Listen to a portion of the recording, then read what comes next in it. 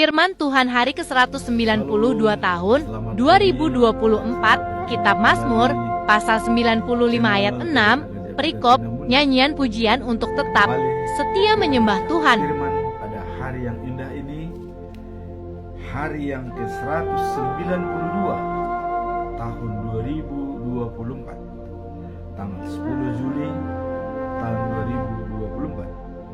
2024, diambil dari Kitab Mazmur pasal 95 ayat yang ke-6 dengan perikop nyanyian pujian kepada Allah. Dengan natnya yaitu masuklah,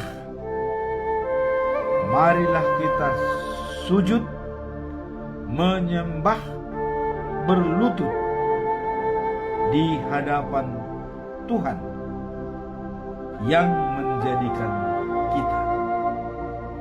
Itulah ayat hari ini. Sekali lagi,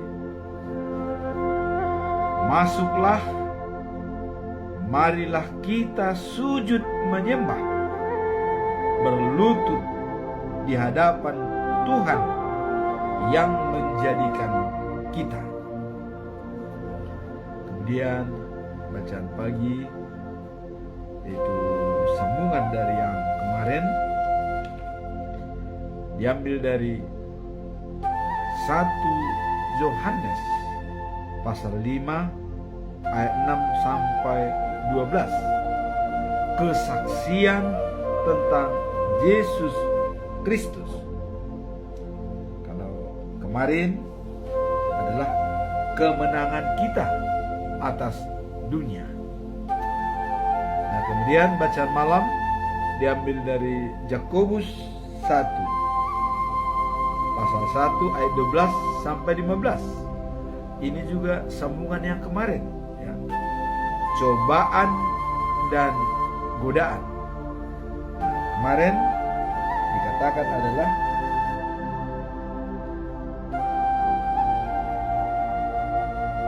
kemiskinan dan kekayaan. Nah, sekarang cobaan dan godaan. Itulah bacaan kita pada hari ini, diambil dari 3 unsur, yaitu untuk ayat hari ini dan bacaan pagi dan juga bacaan malam. Kita gabung jadi satu. Nah, kalau kita lihat perikop hari ini, yaitu nyanyian pujian dari pemazmur. Dan di sini ada ajakan dari pemazmur agar tetap sujud menyembah Allah dan berlutut di hadapan Tuhan sebagai pencipta kita. Ini adalah merupakan suatu kewajiban bagi semua umat manusia, ciptaan Tuhan.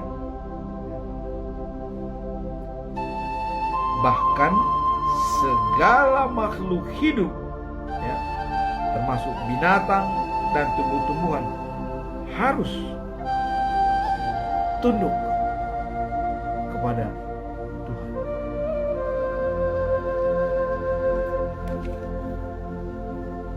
Dan bagaimana sebenarnya kita tunduk kepada Tuhan? Ya. Mengapa kita harus sujud dan berlutut? Karena Tuhan Allah, pencipta alam semesta dan segala makhluk hidup. Jadi itulah sebabnya kita harus tunduk dan sujud.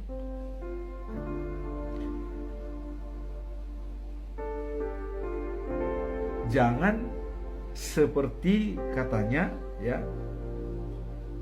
pada waktu zaman bangsa Israel keluar dari Mesir, ya, di perjalanan banyak yang keras kepala, ya. Keras kepala artinya, ya, mereka masih labil, ya, karena pindah dari Mesir ke gunung, tidak ada apa-apa yang dituju, ya, dan meninggalkan tempat kerjanya walaupun mereka budak. Tapi tentu di Mesir ada makanan-makanan yang disediakan, tapi pergi ke gurun pasir yang tidak jelas. Tapi, ya, Allah yang memerintahkan, tentu Allah bertanggung jawab untuk memberikan kebutuhan mereka.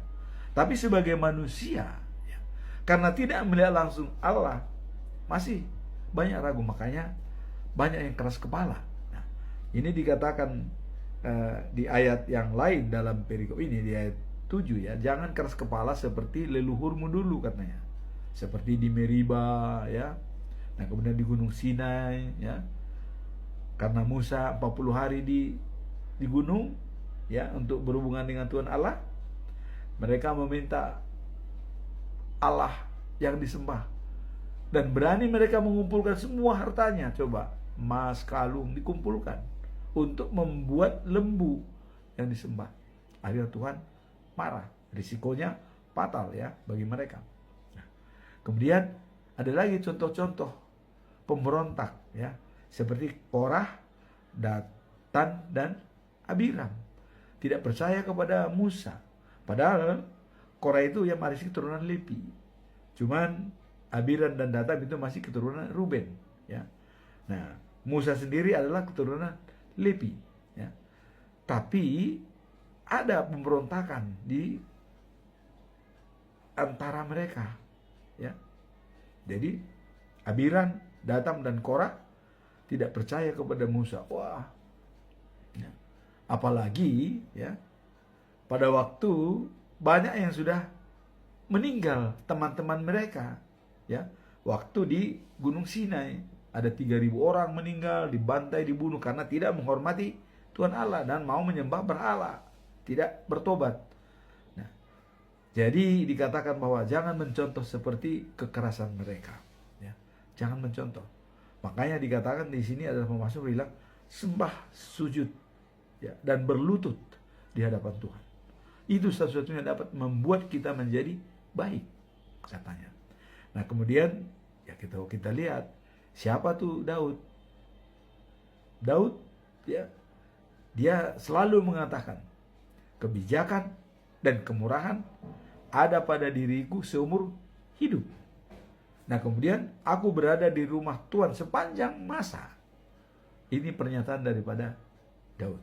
Nah, kemudian kalau kita lihat dalam sejarah Alkitab, siapa sebenarnya di Perjanjian Baru dan di Perjanjian Lama yang benar-benar setia kepada Tuhan? Nah, mari kita lihat ke bawah ini, ya. Salah satu adalah Joshua, ya. Nah, Joshua, ya, waktu mereka sampai di Sikem, ya, karena banyak dia lihat pengikut-pengikut bangsa Israel ini sudah mulai membelot. Nah, sehingga dia berikrar di Sikem. Apa kata-katanya Joshua di Sikem, ya? Kalau kita lihat dalam buku Joshua pasal 24 ayat 15 sampai dengan 16. Nah, Joshua bicara kepada bangsa Israel. Joshua mengatakan, tolong tentukan pilihanmu hari ini. Siapa yang kamu sembah? Allah atau Allah lain? Atau Allahnya orang Amori? Atau Allah yang pernah kita duduki tanah ini, ya, Amori dan Moab? Siapa yang harus kita sembah? Maka Daud mengatakan, Yosua mengatakan, ya, aku, ya, dan seisi rumahku, kami akan beribadah kepada Tuhan Allah Israel. Jadi kami hanya menyembah Dia dan beribadah kepada Dia. Saya dengan seisi rumah saya. Nah, maka kalian tentukan pilihan kalian. Siapa yang kalian sembah? Nah, akhirnya bangsa Israel menjawab, kami akan beribadah pada Tuhan. Ini jawab Israel. Jauhkanlah dari kami, ya, meninggalkan Tuhan untuk beribadah kepada ilah-ilah lain. Jadi sudah ada kesepakatan bersama di Sikem, ya. Waktu Yosua setelah mereka menyeberangi Sungai Yordan, dikatakan bahwa saya dan seisi rumahku hanya Tuhan Allah yang kami sembah. Nah, tentukan pilihan kalian. Bangsa Israel menjawab, jauhkanlah pikiran dari kami untuk tidak menyembah Tuhan Allah, dan kami tidak mau beribadah kepada ilah-ilah lain. Dan di sini ada keputusan, sehingga jadi nyanyian tadi pemazmur itu dikatakan berlututlah, ya, dan menyembah Dia, hanya Tuhan yang kita sembah.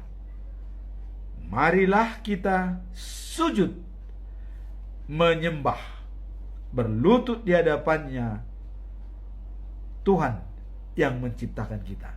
Nah, kemudian pernyataan daripada tadi Yosua di depan daripada bangsa Israel, kalau saya dengan seisi rumahku, Tuhan yang kami sembah. Kalian tentukan pilihan. Langsung dijawab oleh bangsa Israel, ya, jauhlah dari kami, ya, meninggalkan Tuhan. Jauhlah dari kami. Kami tidak mau meninggalkan Tuhan. Dan untuk beribadah pada ilah lain, tidak mau. Kami tetap menyembah Tuhan. Nah, dengan demikian maka kembali bangsa Israel diberkati. Nah, kemudian kalau kita lihat dalam perjanjian baru, ya, siapa yang menyatakan bahwa dia lebih hormat kepada Tuhan Allah daripada manusia? Kita lihat Kisah Rasul, ya, pasal 5 ayat 29b. Itu Petrus mengatakan, tetapi Petrus dan rasul-rasul menjawab, kita harus lebih taat kepada Allah daripada manusia. Kenapa Petrus mengatakan demikian? Mari kita lihat latar belakangnya. Pada waktu Petrus berkhotbah bahwa kepada semua jemaat, ya, dia sudah menyarankan supaya kalau kita sudah menyatakan suatu janji kepada Tuhan, tepati dengan baik. Nah, kemudian ada peristiwa, ya, masalah Petrus sebelum dia menyatakan hal tersebut, ya. Petrus membuat suatu kejutan kepada Ananias dan Sapira, ya. Kita lihat peristiwa Ananias dan Sapira. Kita lihat dalam Kisah Rasul pasal yang kelima. Apa kejadian Ananias dan Sapira? Ya. Mereka punya sebidang tanah. Itu tanah mereka. Tapi mereka berjanji tanah ini akan dijual untuk diserahkan kepada Tuhan melalui Petrus. Itu sudah dinyatakan. Apa yang terjadi? Setelah tanah dijual, ya, uangnya sebagian dipisahkan. Sudah bersama dengan istrinya Sapira, ya, dipisah. Tidak semua diberikan kepada Tuhan Allah. Jadi dia berdosa kepada roh, karena roh dia sudah mengatakan akan menyerahkan semua, tapi daging dia menghendaki sebagian ditinggal, tidak semua. Kondisi dengan Sapira istrinya. Begitu dia menyampaikan uang kepada Petrus hasil penjualan tanahnya, tanahnya sendiri. Ya, Petrus juga tidak mau itu. Kalau waktu belum kamu jual itu milikmu, tapi setelah kamu jual itu bukan milik kamu lagi dan kamu sudah serahkan. Tapi kenapa kamu tahan? Ditanya oleh Petrus, apakah ini semua hasil penjualan tanah itu? Dijawab, iya. Pada saat itu dia langsung rebah, mati. Ya, karena dia berdusta. Dia mati karena ada yang ditahan. Dia mati, orang semua kaget. Kenapa? Jadi semua orang makin takut nih kepada Petrus nih. Kok bisa mati begitu di depannya? Akhirnya dia dikapanin ya sama jemaat semua, masyarakat, dan dibawa, dikubur, ditanam. Udah selesai. Datanglah Sapira 3 jam kemudian, istrinya. Dia tidak tahu peristiwa itu, apakah suaminya udah mati apa belum. Datang Sapira. Ya. Ditanya oleh Petrus, apakah kamu setuju dengan suamimu, dengan pemberian uang yang saya terima sekarang? Iya.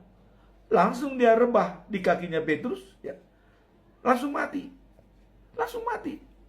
Ya. Padahal dia tidak tahu kejadian. Nah, dikubur. Nah, akibatnya itu semua bangsa Yahudi heran. Nah, sehingga guru-guru agama itu iri kepada Petrus. Wah, ini kok lebih hebat si Petrus ini katanya. Kok dari kita? Wah, ini bisa mengadakan mujizat seperti itu. Akhirnya dia di penjara bersama temannya Rasul itu kan, Paulus. Di penjara Petrus. Nah, masuk di penjara. Karena guru-guru agama ini iri. Dan jemaat semua pada takut dengan kejadian itu ya. Dengan matinya Ananias dan Sapira. Karena berbohong atas penjualan tanah. Yang harusnya diserahkan semua kepada Tuhan, tapi diambil sebagian. Nah, makanya nih, hati-hati kita untuk memberikan persembahan. Ya. Kalau kita sudah sampaikan itu untuk semua, untuk Tuhan, serahkan. Jangan diambil. Nah, begitu kira-kira ini. Nah, sekarang apa akibatnya? Si Petrus di penjara dengan temannya. Di penjara mereka. Tapi, apa yang terjadi? Ya. Dan itu sudah diperintahkan oleh guru-guru agama dan imam-imam agung yang ada di Yerusalem, penjara. Dia masuk penjara, datang malaikat, ya. Penjara terkunci. Begitu malaikat datang menemui mereka, kalian keluar. Petrus dan teman-teman bawa keluar. Dan kalian pergilah ke rumah ibadah di bait Allah dan berkhotbahlah di sana, katanya. Pergi mereka ke bait Allah, berkhotbah. Datanglah penjaga kurungan ini. Loh, ini terkunci, tapi kemana orangnya? Pergi katanya. Mereka kemana? Oh, sudah berkhotbah di rumah ibadah. Coba. Wah, semua bangsa Yahudi itu kaget. Begitu mereka berkhotbah di rumah ibadah, disinilah imam agung dan guru agama mengatakan, Petrus, kamu jangan lagi berkhotbah menyebut nama Tuhanmu, nama Yesus. Tidak boleh lagi. Tidak boleh lagi kau penyama Tuhan Yesus. Kami akan tetap menantang kamu. Nah, di situ. Jadi tidak boleh, ya. Kami tidak mau, ya, didikte oleh Anda, kata Petrus. Jadi dengan Anda memaksa kami supaya tidak memberitakan firman Tuhan atas nama Yesus yang sudah bangkit dari mati, mengalahkan dunia, naik ke surga, kami tidak mau didikte, katanya. Nah, maka Petrus mengeluarkan dalam Kisah Rasul 5 ayat 29, ya, mengatakan bahwa kami, kata Petrus, tetapi Petrus dan rasul-rasul menjawab. Jadi dengan adanya pemaksaan daripada guru-guru agama dan imam agung kepada Petrus supaya jangan lagi berkhotbah mengatakan atas nama dia, jangan, tidak boleh, ya. Kami melarang, katanya. Maka keluarlah kata-kata Petrus, ya. Kisah Rasul 5 ayat 29b. Tetapi Petrus dan rasul-rasul menjawab, kita harus lebih taat kepada Allah daripada manusia. Jadi kira-kira begini, kami lebih taat kepada Allah daripada Anda yang melarang. Inilah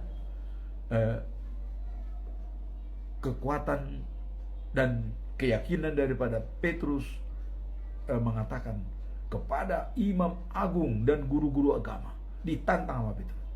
Kami tidak mau, walaupun sudah diperintahkan supaya jangan lagi memberitakan firman atas nama Yesus, tapi Petrus mengatakan, kami lebih taat kepada dia daripada kepadamu. Kira-kira begitu, ya. Itu jawaban kasarnya begitu. Kami lebih takut kepada dia, Tuhan Yesus, daripada kamu yang merintahkan. Begitu. Cuman tidak dikatakan secara spontan. Kami lebih takut kepada Allah daripada kepada manusia. Nah, yang memerintahkan imam agung sama guru agama, berarti kepada mereka lah, karena mereka manusia yang memerintahkan. Inilah ayat hari ini, bahwa masuklah, marilah kita sujud, menyembah, berlutut di hadapan Tuhan yang menciptakan kita. Jadi dua pernyataan tersebut dari perjanjian lama Yosua, kalau saya dengan seisi rumahku hanya Tuhanlah yang kami sembah. Petrus mengatakan dalam Kisah Rasul pasal 5 ayat 29 bahwa kami lebih taat kepada Allah daripada kepada manusia. Inilah pernyataan sikap yang baik. Bagaimana dengan kita?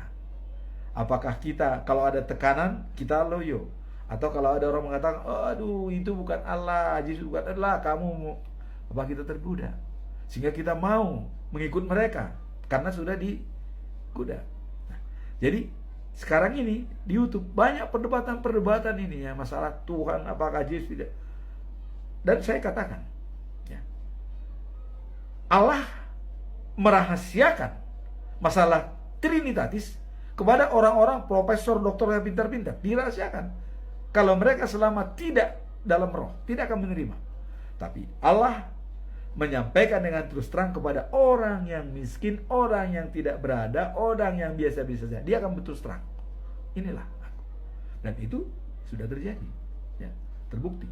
Nah, itulah maka dengan ayat hari ini dikatakan kita supaya sujud dan menyembah Dia karena Dia menciptakan kita. Dan pernyataan daripada Yosua dengan Petrus ini sangat-sangat bermanfaat untuk menguatkan iman kita tetap percaya kepada Yesus sebagai anak Allah penyelamat dunia. Nah, sekarang mari kita lihat bacaan pagi, ya. Nah, bacaan pagi diambil dari kitab Yohanes pasal yang kelima ayat 6 sampai 11. Nah, kalau kemarin ayat 1 sampai 5, ya. Nah, sekarang 6 sampai 11. Kesaksian tentang Yesus Kristus. Ini sambung. Kalau tadi Yosua mengatakan Allah yang kami sembah. Jadi Petrus mengatakan kami tetap lebih turut kepada Dia. Tetap menyampaikan atas nama Yesus. Tidak gentar sedikit pun. Nah, di sini kesaksian tentang Yesus Kristus. Nah, Yesus Kristus datang, ya, dengan membawa air baptisannya dan darah kematiannya. Jadi kedatangan Yesus Kristus, Dia membaptis dengan air dan Dia mati disalib dengan darah bercucuran. Nah, air dan darah, kedatangan Yesus Kristus. Dan Roh Allah sendiri memberi kesaksian. Ya. Nah, apa kesaksian Roh Allah?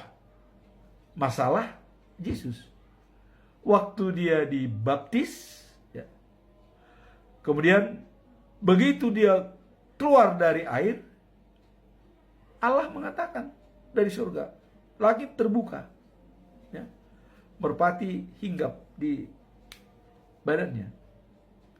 Inilah anak kesayanganku, ya, dan ikutlah dia, dan dia menyenangkan hatiku, kata Tuhan.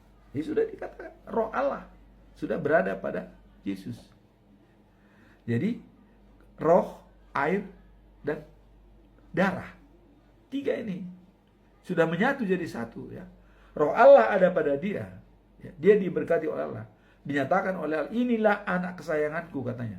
Berarti kan Allah sudah turun ke bumi dengan mengatakan ini anak kesayanganku, ya.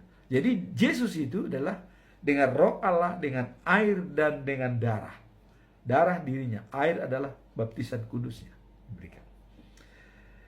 Nah, kemudian Roh Allah jauh lebih kuat, ya, dibanding air dan darah.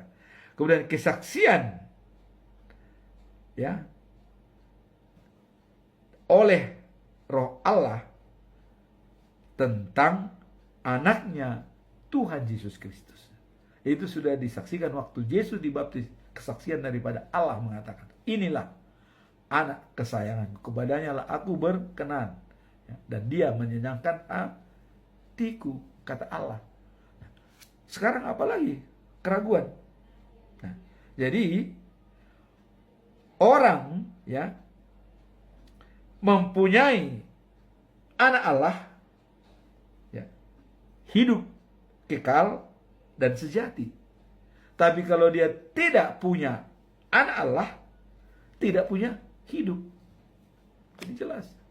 Karena Yesus mengatakan, akulah jalan dan hidup. Nah, barang siapa datang melalui aku, dia akan datang kepada Bapa. Tanpa melalui aku, tidak bisa bertemu dengan Bapa. Jadi jelas.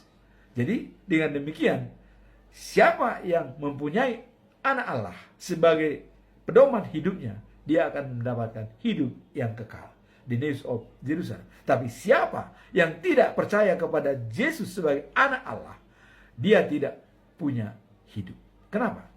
Karena dalam penghakiman terakhir, Yesus yang menghakimi manusia, ya, di the news of Jerusalem, kota Sion yang dibangun oleh Allah sendiri sebagai tempat tinggalnya, dan di sana Allah sendiri yang memerintah, manusia itu semua hadir. Dan Allah menyiapkan perjamuan pesta, menyiapkan segala daging yang gemuk-gemuk dan juga anggur yang berkualitas, dan semua manusia bebas di sana. Kita pernah katakan itu, bagaimana Yerusalem yang baru? Jalan rayanya emas murni, luasnya 2.400 km, panjang, lebar, tinggi, tebal temboknya 60 meter dari mutiara. Kemudian pondasinya dari 12 batu, jenis batu, ya. Di 12 batu itu ditulis di situ nama-nama rasul yang ada. 12 itu, orang itu, minus Yudas Iskariot, ditulis dalam batu pondasi itu. 1, 2, 3, 4, 5, bertindih-tindih. Nah, kemudian pintu ada 12, ya. Kepada timur ada 3 pintu, ya. Nah, barat ada 3 pintu, utara ada 3 pintu, selatan ada 3 pintu, dan pintu itu semua nama-nama daripada 12 suku, yaitu keturunan daripada Yakub. Tertulis di situ namanya semua. Itulah kata Tuhan Allah, akan dibuatkan Yerusalem yang baru, kotanya sendiri. Apakah sudah tercipta? Belum. Kan katanya diciptakan di Bukit Sion, ya. Jadi itu nanti akan diciptakan kota itu, Allah sendiri. Pada waktu bumi sudah tidak ada lagi, ya. Langit lama sudah habis, semua laut sudah hilang, tetapi hanya ada langit yang baru dan bumi yang baru, the news of Jerusalem. Dan ada lautan, tapi namanya lautan api berikut belerang, diganti, bukan lagi air ya, lautan api dan belerang. Nah sekarang tadi dikatakan, yang mempunyai anak pada dirinya, dia hidup. Tapi yang tidak punya anak Allah pada dirinya, dia tidak ada jaminan kalau dia hidup. Nah itulah mengikut Yesus dan kesaksian tentang Yesus Kristus. Kalau percaya kepada Yesus, yakin kita akan beroleh hidup yang kekal dan sejati. Kemudian kita lihat bacaan malam ya. Nah ini dikuatkan lagi dalam Yakobus 1 pasal 1 ayat 12 sampai 15. Nah ini cobaan dan godaan. Nah, maka Yakobus mengatakan, berbahagialah orang yang tabah pada waktu ia mengalami cobaan. Berbahagia katanya waktu dia tabah. Tapi kalau orang yang tidak tabah pada cobaan, ya hancur berantakan. Tidak kuat dalam cobaan, mati. Tapi kuat dalam cobaan, dia akan hidup, akan bangkit kembali. Nah, siapa contoh yang mengalami cobaan yang begitu berat? Ayub, ya. Ayub. Allah bangga kepada iblis sehingga Ayub menjadi korban. Habis harta, habis anak, dan sakit borok, korban. Hanya Allah bangga kepada dia. Hanya Allah berbicara dengan iblis. Iblis, tahu kamu, Ayub itu adalah orang yang sangat teguh imannya. Tidak bisa kamu ganggu itu, kata Allah. Coba. Allah bangga. Jadi kalau Allah bangga pada kita, kita bisa saja kena cobaan. Bisa. Apakah masuk penjara, apakah begini, bisa dicoba. Nah, tapi kita kuat nggak, tabah nggak dengan cobaan itu? Nah, tadi katakan sini, berbahagialah orang yang tabah pada waktu ia mengalami cobaan. Nah, bila ia bertahan dalam cobaan itu, ia akan menerima upahnya, yaitu kehidupan dari Allah, kalau ia tidak menjadi lemah. Ya. Nah, kita lihat Ayub, begitu kuatnya dia cobaan itu ya, sampai istrinya pun mengatakan, udahlah, ngapain lagi kamu sembah Allah, tinggalkanlah, keadaanmu seperti ini. Apa kata Ayub? Kau kalau seandainya berkat itu banyak, baru kamu terima. Jadi kalau seperti ini, enggak kamu terima. Jadi janganlah khawatir. Saya, walaupun saya tidak pakai baju, ya, meninggal, apa-apa. Karena datang juga saya tidak pakai baju. Nah, itulah keteguhan daripada Ayub, ya. Nah, datanglah orang. Biasanya orang menghakimi teman-teman, ya. Sopar, ya, Bildad dan Elihu. Enggak mungkin orang dicobai, ya, kalau tidak bersalah. Nah, ini salah. Maka di sini dikatakan, bila ada cobaan, ya, jangan salahkan Tuhan. Nah ini, jadi jangan menyalahkan Tuhan kalau datang cobaan. Ya. Tetapi hadapi dengan baik, ya, dan minta pertolongan Tuhan. Jadi kalau ada cobaan, kita hadapi dengan baik, minta pertolongan Tuhan. Itu jalan keluarnya. Bukan kita menyalahkan Tuhan, aduh Tuhan tidak sayang kepada aku, udah begini. Akhirnya kita lemah. Jangan. Ini teman-temannya daripada Ayub, 3 orang itu ya, Sopar, Elihu, dan Bildad, itu mengatakan, kamu gak mungkinlah dicobai kalau tidak salah. Pasti ada mistake terhadap Tuhan. Udah, bertobatlah, kata mereka. Apa kata Ayub? Kamu baru anak kemarin. Saya lebih tahu daripada kamu. Saya berperkara pun siap dengan Tuhan. Tidak apa-apa. Ayo berpengadilan kami, kata. Wah. Berpengadilan pun siap Ayub kepada Tuhan, coba. Nah, akhirnya apa? Ya. Karena Ayub siap berpengadilan dengan Tuhan, ya, dan Ayub sudah dicobai oleh iblis sampai badannya juga udah kena borok, sampai dia tidur di atas daun. Karena dia ada kata-kata siap berperkara dengan Tuhan, katanya. Nah, tapi anak yang lainnya ini, Sopar, Bildad, dan Elihu, itu sudah tidak lagi berkata-kata. dan mereka harus Ayub yang mendoakan kalau mau diterima. Tuhan tuh marah kepada mereka karena mereka tidak tahu, suka menghakimi. Itulah manusia ya, suka menghakimi. Akhirnya begitu kita lihat cobaan itu pada seseorang, jangan kita hakimi. Kita harus, wah, semoga dia tabah menerimanya. Kita tidak tahu, karena Tuhanlah sebagai pencipta. Tuhan yang bukan Tuhan mendatangkan cobaan itu, tapi Tuhan juga tahu cobaan itu datang. Tapi apakah kita kuat apa tidak? Kuncinya kan kepada kita dikembalikan. Tapi tadi dikatakan kalau sudah kita menyerahkan segalanya kepada Tuhan seperti pernyataan Petrus dan juga pernyataan daripada Joshua, ya apalagi?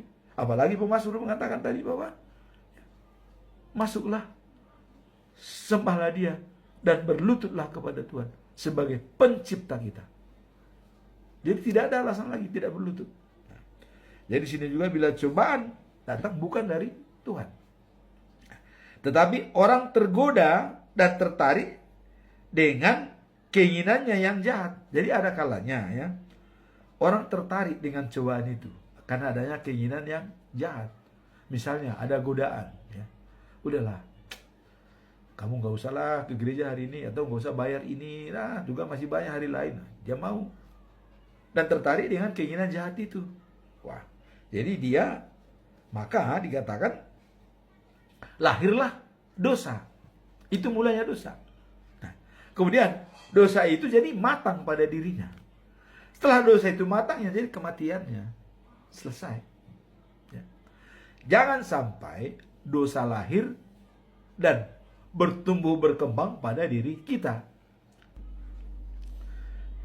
Biasanya itu terjadi pada orang yang tidak punya pendirian, labil, seperti air di daun talas ya. Datang orang membujuk dia, udahlah kamu ke gereja terus. Buktinya orang yang sering ke gereja pun biasa-biasa saja nasibnya.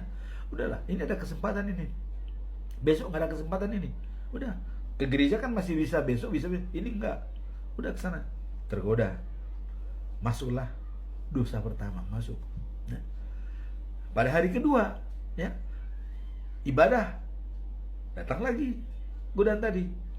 Udahlah, ini kalau ke gereja masih gampang, umur kan masih panjang katanya.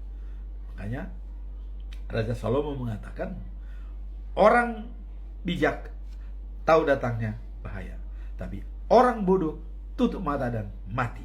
Nah, ini menjadi orang bodoh.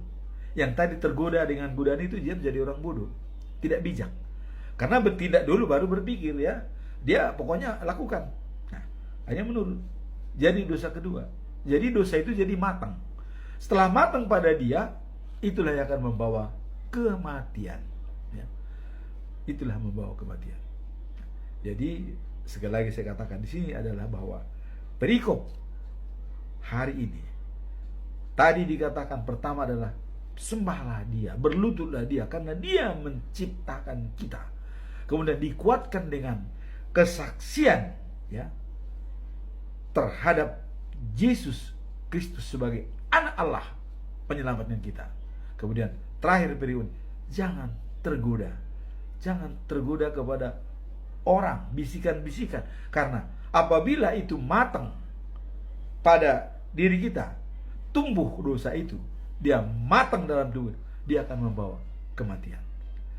Jadi pesan saya, jangan sampai ya dosa itu matang pada kita. Maka ada orang mengatakan, kalau kamu bersalah, jangan sampai matahari terbenam. Itu tidak diselesaikan yang baik. Selesaikan ya. Kalau kita tahu hari ini berdosa dengan orang, tapi kita tidak bisa bersalaman dengan dia, kita bawa dalam doa. Tuhan, saya berdosa kepada Sian karena saya mengatakan kata-kata kotor kepada dia. Ampunilah Tuhan. Sudah, baru kita tidur. Jadi semua bisa diselesaikan kalau kita mau. Karena Yohanes juga mengatakan orang membenci seseorang sama dengan pembunuh. Jadi kalau kita membenci orang, ya, kita bawa dalam tidur, kita sudah membunuh dia. Ya, sudah membunuh dia. Nah, jadi dengan demikian, dengan firman hari ini membuat kita semakin taat dan sujud kepada Tuhan. Seperti pernyataan daripada Joshua, kalau saya dengan seisi rumahku Tuhan Allah yang kami sembah. Dikuatkan oleh Petrus ya, Saya lebih taat kepada Allah dibanding dengan manusia. Nah, kemudian dengan kesaksian Tuhan Yesus Kristus kita menjadi hidup. Dan jangan tergoda dengan hal-hal yang bisa membuat dosa matang dalam diri kita sehingga menimbulkan kematian. Ingat, fokus kita the news of Jerusalem, life after life.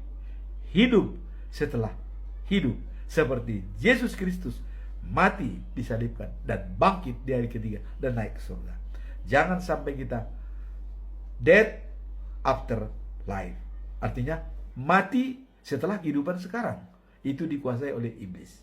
Jadi jangan sampai kita dikuasai oleh iblis, mati setelah kehidupan, tapi dikuasai oleh Roh Allah, hidup setelah kehidupan sekarang. Amin. Tuhan memberkati.